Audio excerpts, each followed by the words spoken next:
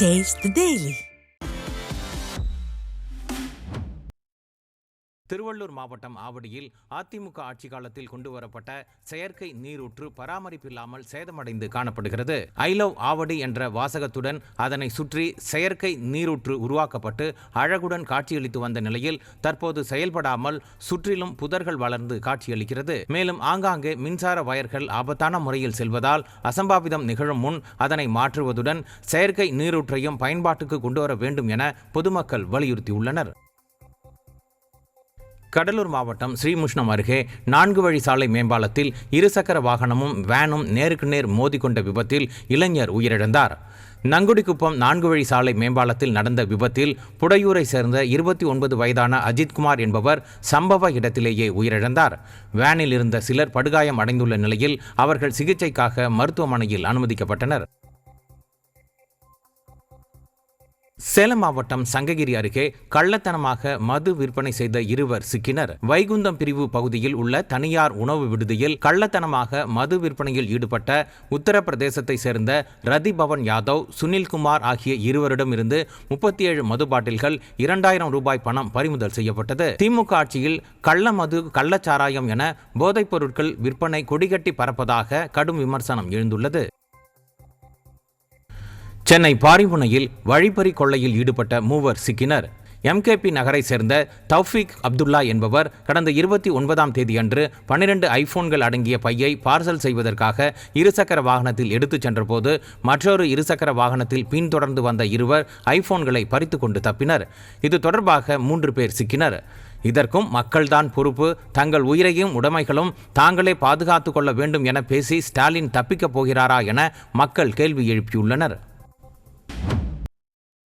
மதுரையில் ஜல்லிக்கட்டு காளைகளுக்கு தகுதி சான்றிதழ் வழங்கும் பணிகள் தொடங்கியுள்ளது. அவனியாபுரம், பாலமேடு மற்றும் அலங்காநல்லூர் பகுதிகளில் தைப்பொங்கலை ஒட்டி ஜல்லிக்கட்டு போட்டிகள் நடைபெற உள்ளதால் காளைகளுக்கான மருத்துவ பரிசோதனை தொடங்கியது. போட்டியில் பங்கேற்கும் காளைகள் நாட்டு இனமாக இருக்க வேண்டும், காளைகளுக்கு தடுப்பூசி போட்டு இருக்க வேண்டும், உடலில் காயங்கள் இருக்கக்கூடாது உள்ளிட்ட விதிமுறைகளை பூர்த்தி செய்யும் காளைகளுக்கு மருத்துவ பரிசோதனை செய்து புகைப்படத்துடன் கூடிய தகுதி சான்றிதழ் வழங்கப்பட்டு வருகிறது. திண்டுக்கல் மாவட்டம் கொடைக்கானலில் ஆண்டின் முதல் சூப்பர் மூன் நிகழ்வை பொதுமக்கள் கண்டு ரசித்தனர். நிலவு பூமிக்கு மிக அருகில் வரும்போது ஏற்படும் இந்த நிகழ்வின் போது நிலவு வழக்கத்தை விட பெரியதாகவும் சுமார் 3 மடங்கு கூடுதல் பிரகாசத்துடனும் காட்சியளிக்கும்.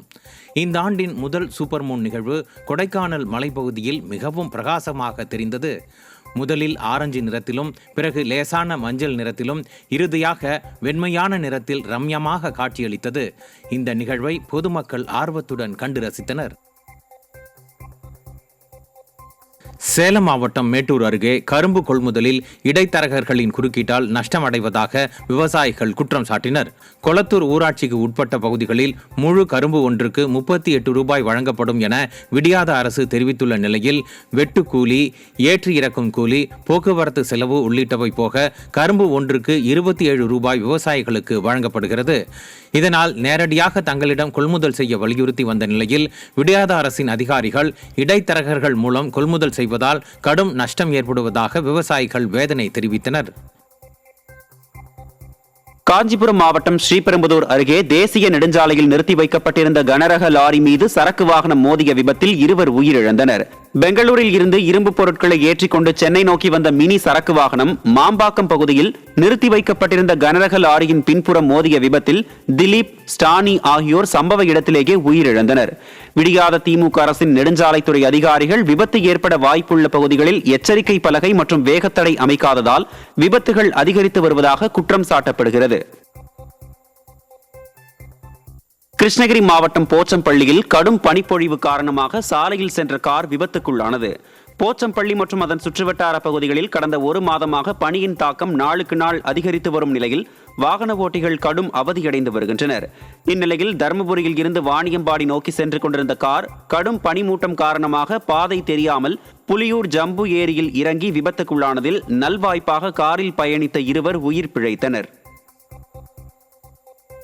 செங்கல்பட்டு மாவட்டம் பெருங்களத்தூரில் ஆமை வேகத்தில் நடைபெற்று வரும் காட்டன் கால்வாய் பணியால் வாகன ஓட்டிகள் அவதியடைந்துள்ளனர். பெருங்களத்தூரில் இருந்து முடிச்சூர் சாலையை இணைக்கும் முக்கிய வழித்தடத்தில் இந்த கால்வாய் அமைக்கும் பணி தொடங்கப்பட்டு ஓராண்டுக்கு மேல் ஆகியும் இதுவரை நிறைவு பெறவில்லை. இதன் காரணமாக இச்சாலையை பயன்படுத்த முடியாத சூழல் உள்ளதால் நீண்ட தூரம் சுற்றி வர வேண்டிய நிலைக்கு வாகன ஓட்டிகள் தள்ளப்பட்டுள்ளனர். இந்நிலையில் விடியாத அரசு கும்பகர்ணனை விட கொடிய உறக்கத்தில் இருந்து விழித்து கால்வாய் பணியை விரைந்து முடிக்க வேண்டும் என பொதுமக்கள் வலியுறுத்தியுள்ளனர். திருப்பூர் மாவட்டம் தாராபுரம் அருகே சாக்கடையில் தவறி விழுந்த தொழிலாளி உயிரிழந்த சம்பவம் சோகத்தை ஏற்படுத்தியுள்ளது. அலங்கியம் ஊராட்சியில் இந்திரா நகர் பகுதியைச் சேர்ந்த தொழிலாளி சுரேஷ் மது போதையில் திறந்து கிடந்த சாக்கடைக்குள் தவறி விழுந்ததில் மூச்சு திணறி சம்பவ இடத்திலேயே உயிரிழந்தார்.